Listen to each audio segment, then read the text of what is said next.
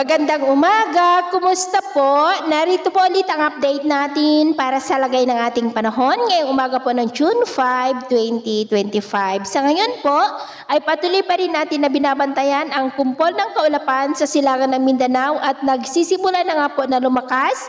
Gaya na inyong nakikita ay lumalakas na po ang sirkulasyon nito at kikilos po yan papasok dito sa ating area of responsibility. Sa darating na Sabado ay posibleng nandito na sa loob ng PR. At sa Linggo, posible na po yan naganap na bagyo kung hindi malulusaw at magpapalakas ng habagat na siya naman pong magpapaulan dito po sa ating bansa, lalo na po sa western section. At ito naman ay pinapakita ng forecast model natin pong ginagamit hanggang po sa susunod na 2 linggo.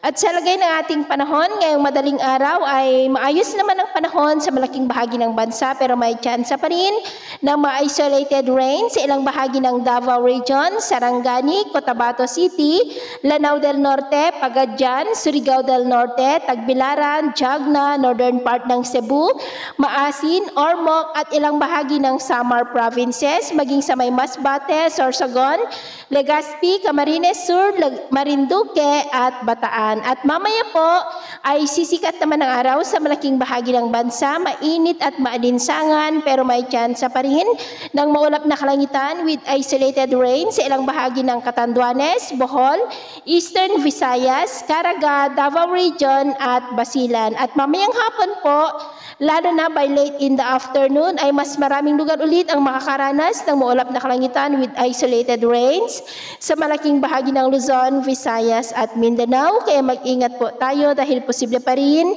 ang mga banta po ng mga pagbaha at pagguho ng lupa.